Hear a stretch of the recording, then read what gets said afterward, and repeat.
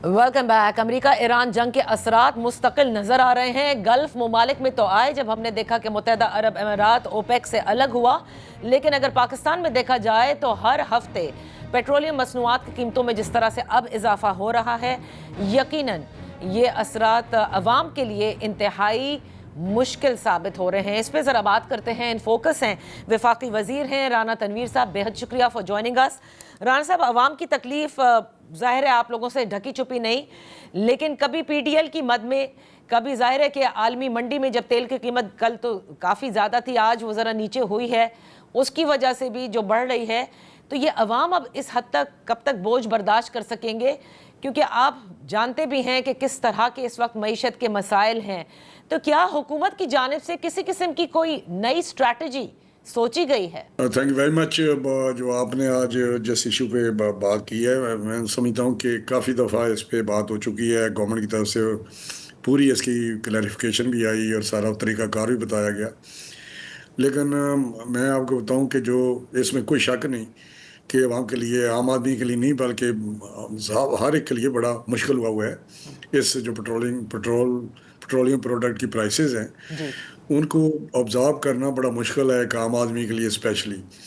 तो गवर्नमेंट ने इस पे जो कर सकती थी, क्योंकि आपको पता है जो जंग शुरू हुई थी इसराइल और ईरान की, उसमें हमारी ज़्यादातर जो हमारी ज़रूरत है हमारे पेट्रोल की, डीजल पेट्रोल या जितने पेट्रोलियम प्रोडक्ट है, वो इसी इलाके से, खलीज से या सऊदी अरेबिया से ही हम पूरी करते थे, वहीं से इंपोर्ट होती थी। जी उस पे हमारा जो हम पे जो इम्पेक्ट आया है वो ज़्यादा आ गया उस पे, क्योंकि हम ज़्यादा अफेक्ट हुए, आई मीन कि उससे ज़्यादा हमें इफेक्ट हुआ।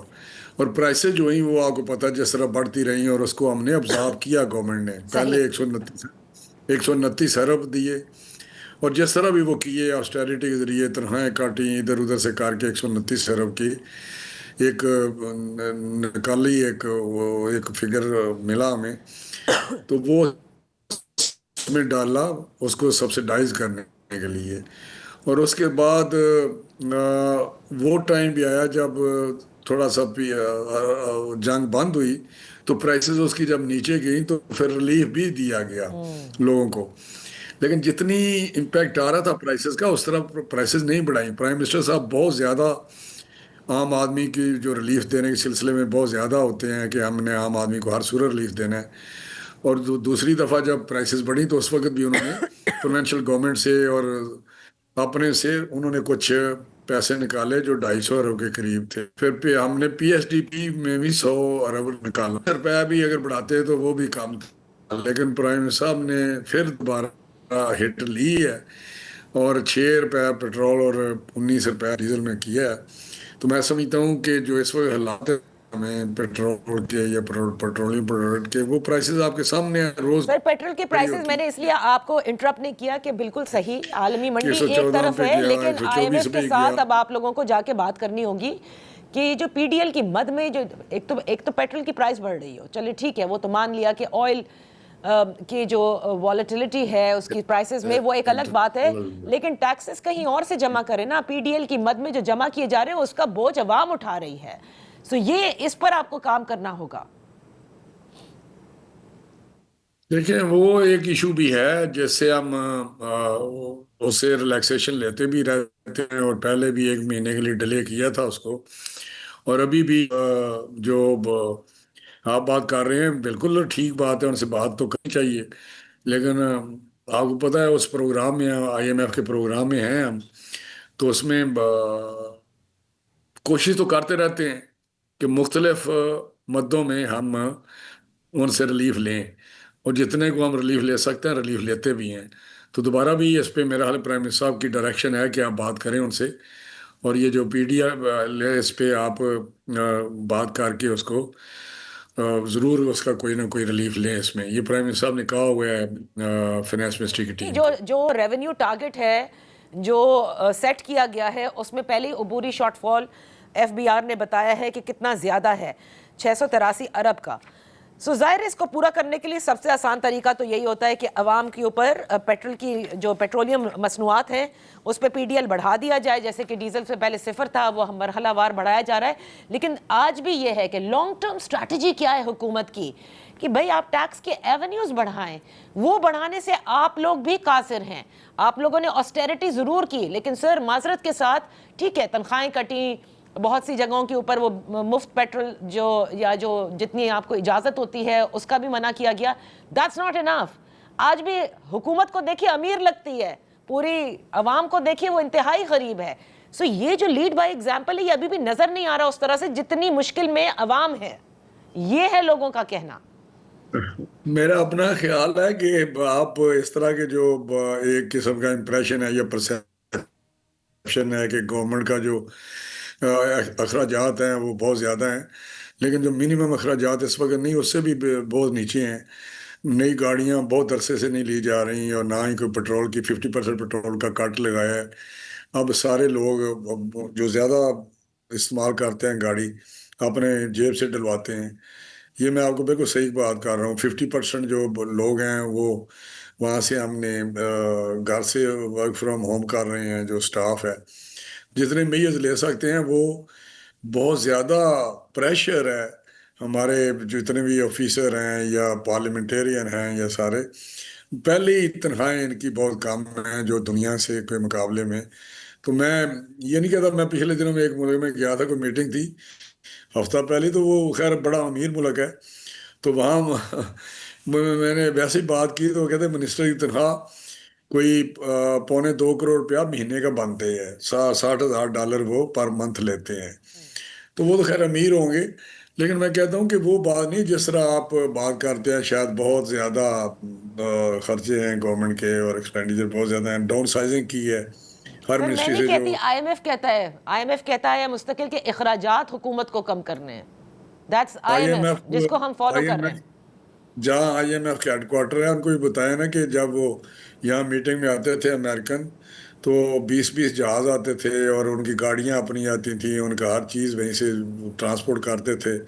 और जो उनके जहाज होते हैं वो किस तरह के होते हैं और किस तरह आते हैं उस पर मैं नहीं जानना चाहता कि क्या क्या है। लेकिन ठीक है, IMF की एक कंपनी है कि वो हमें तो सांस अभी आप देखें सर आम हम आदमी उनकी के लिए इकोनॉमी से कहाँ कंपेयर कर रहे हैं, हम तो अभी भी उस क्वागमायर में जहां हमारी मईशत को टेक ऑफ करना है। So we can't compare economy ourselves who to a super power. Economy we who wish कि हम इकोनॉमिकली नहीं उतनी नहीं पावर बन जाए। मैडम, मेरी बात सुने। इकोनॉमी हो या ठीक, ये बात आपकी दुरुस्त है, वो भी कंसिडरेशन होती है, लेकिन वो चार हाथ से तो काम नहीं करते ना।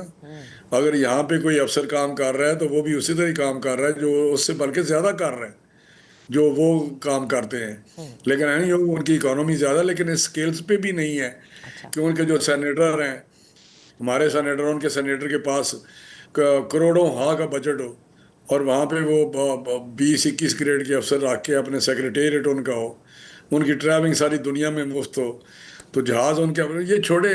मैं उस पर नहीं जाना चाहता, पाकिस्तान प्रिविलेज में यहाँ तो है ही कुछ नहीं है। लेकिन बहरहाल हमें एहसास है और उस पर लगे हुए हैं, जितना भी रिलीफ दे सकते हैं अपने सोर्सेज में दे रहे हैं ठीक रिलीफ, ठीक। और देते रहेंगे इंशाल्लाह ताला। ओके राना साहब, आखिर में मैं आपसे जानना चाहूंगी कि पाकिस्तान ने बड़ी अहम मीडिएशन की और अभी भी कर रहा है, और अब जहां ये इस्लामाबाद में राउंड 2 नहीं हो रहे, उसके बाद से जो हमारी डोमेस्टिक पॉलिटिक्स है उसका आगाज वहीं से हुआ है जो प्री मीडिएशन था। यानी कि वही ऑपोजिशन की शिकायत है कि जेल में उनके लीडर से उनकी मुलाकात नहीं हो रही, फैमिली की मुलाकात नहीं हो रही, पिम्स में जो उनके पर्सनल डॉक्टर्स हैं उनसे मुलाकात नहीं हो रही। मैं ये जानना चाहती हूँ, शहबाज शरीफ साहब इतनी अच्छी मीडिएशन करते हैं, क्यों नहीं वो इस्टेब्लिशमेंट और इमरान खान के दरमियान जो भी मामलात हैं मीडिएट करें ताकि डोमेस्टिकली ये हाउस तो इन ऑर्डर आए। नहीं, बात आपकी दुरुस्त है, लेकिन हमने तो इत्तेहाद से ज़्यादा कोशिश की है कि हम मुज़ाकरात पे वो आ जाएं और बैठ के मुज़ाकरात करें। लेकिन वो बानी से शुरू करते हैं, बानी पे ख़त्म हो जाती है बात कि उसको रहा किया जाए। तो अब रहा तो अदालतों ने करना है, तो मुज़ाकरात पे बात करते हैं तो वो बात कर रहे होते आपस में, हमारे साथ बात ही नहीं करते। बाकी उसकी वहाँ पे लिविंग जो है वो ज़बरदस्त है, 6 कमरे दिए हुए हैं, खाना ठीक है, सेहत के ख्याल रखा जाता है।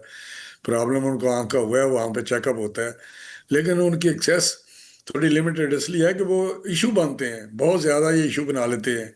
हॉस्पिटल में जाएंगे तो इशू बना लेंगे, जेल में जाएंगे तो बाहर प्रेस कॉन्फ्रेंस करते हैं। नहीं सर, तो मैं समझता पाकिस्तानी हूँ कि स्ट्रेट ऑफ सारे हॉर्मुज हमारे को जो लिफ्ट भी करे इस बैन को, जो स्ट्रेट ऑफ मेरी हॉर्मुज यहाँ बना हुआ है, क्योंकि इससे चीजें खराब हो रही है ना। और नहीं, ये मेरी बात सुने, लेकिन अगर वो उनका एटीट्यूड ही दूसरा हो कि मैं ना मानूं और वो अपने आप को रियासत से ऊपर समझते हो कि रियासत की वो सेकंड पोजीशन, और अपने आप को वो समझते हैं कि हम हैं तो ठीक है, हम नहीं है तो कुछ नहीं है, हम हैं तो ठीक है, हम नहीं है तो मुल्क नहीं है, तो इस सोच के साथ आगे नहीं बढ़ा जा सकता। हम भी जेलों में जाते हैं, हमारी क्या आदत भी जेलों में जाती है, वहां पे तो ड्रामे नहीं होते थे, आपको पता ही है कि किस तरह वो बख्तरबंद गाड़ियों में पेशी पे आते थे, किस तरह अजीतें होती थी, किस तरह उनकी लिविंग थी। तो यहाँ तो बीमार बीवी के साथ मियाँ नवाज शरीफ साहब को बात नहीं करने दी गई।